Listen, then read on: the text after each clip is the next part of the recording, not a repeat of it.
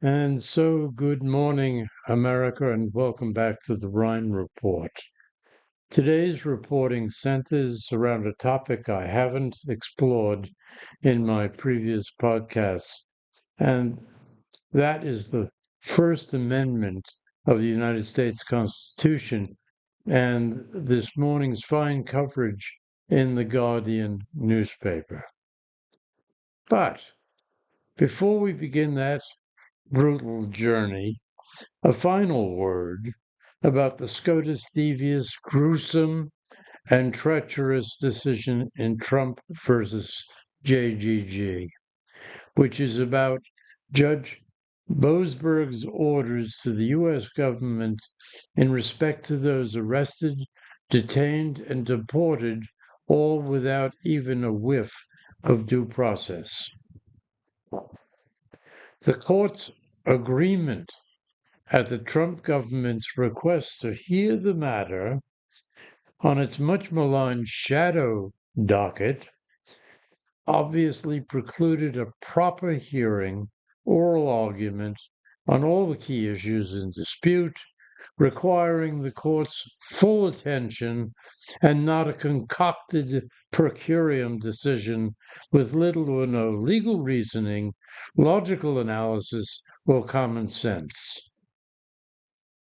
Consequently, it merely, in language favoring the government, decided to stay the TROs of Judge Boasberg in the Federal District Court and his direction to return to his jurisdiction the alleged members of Tren de Aragua gang, deported to an El Salvadorian maximum security prison without a sniff of due process. And a disgraceful and unlawful misuse of government power.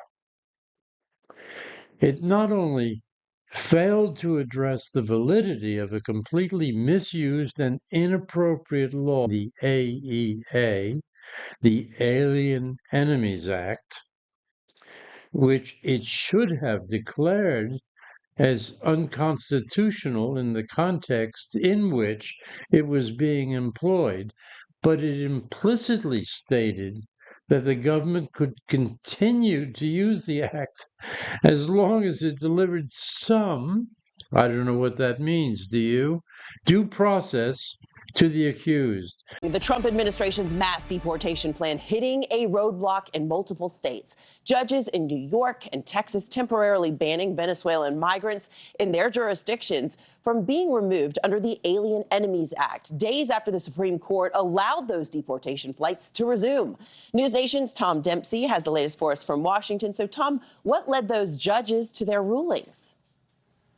Hey, good morning from Washington, D.C., Anna. These judges in Texas and New York say that these detainees must have a court hearing first to prove that they are not gang members. So for now, for those Venezuelan immigrants, they will not be deported. But in both of these cases, the ones in Texas and New York, the judges actually went beyond the cases that were in front of them and granting temporary protection from deportation under the Alien Enemies Act for any Venezuelans jailed in the Southern District of New York, which includes Manhattan and the Bronx, or at a detention center in South Texas while their cases go through the courts. The ACLU has raised some big questions about whether the wartime law could even be used at all. We are hoping this doesn't come down to hundreds and hundreds of individual cases of people having to prove they're not gang members, because we don't think the act during peacetime can be used at all. These rulings fall in line with the Supreme Court's decision earlier this week to allow deportation flights under the Alien Enemies Act to resume as long as detainees were given their day in court. President Trump praised that ruling on Wednesday. The Supreme Court just gave us numerous good rulings where we have to be able to get them out. You had other judges trying to take over the system. And think of it, they take over. They want these people coming back, Tren de Aragua from Venezuela, the Venezuela jails. And speaking to the need for these court hearings, the judge in Texas, who actually was appointed by President Donald Trump, said that if any of these Venezuelan migrants were deported, there's a chance, mistakenly deported, there's a chance they wouldn't be able to be returned to the United States, which could be a direct nod to the case involving Kilmar Abrego Garcia. And it also seemed to limit the accused to finding due process solely through the submission of writs of habeas corpus when there are several other means to do so. It neglected to deal with the practical realities of the circumstances in which over 250 human beings were presently outside of any U.S. jurisdiction, and that therefore denies them the rather abstract right to habeas corpus relief. And this neglect on the part of the court causes irreparable harm to those trapped in a notorious maximum security prison in horrendous circumstances. So the court's imperious theoretical allowance of habeas relief is nothing more than an empty vessel without substance or meaning. Even those distant detention centers located in Louisiana and Texas make the accused or the detainees face extraordinary hardships impinging on their legal rights. And now, let's turn our attention to another difficulty that we're having as a free and democratic people, and that is an abridgment to our First Amendment rights, seeking freedom of assembly, freedom of speech, and the right to redress wrongs done to us by addressing those to the United States government in Article 3 courts.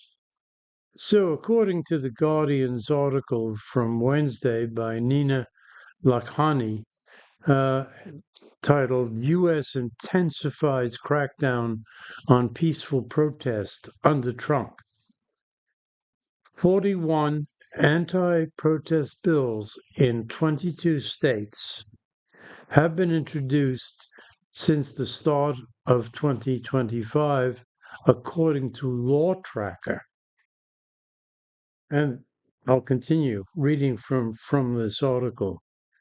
Anti-protest bills that seek to expand criminal punishments for constitutionally protected peaceful protests, especially targeting those speaking out on the U.S.-backed war in Gaza and the climate crisis, have spiked since Trump's inauguration.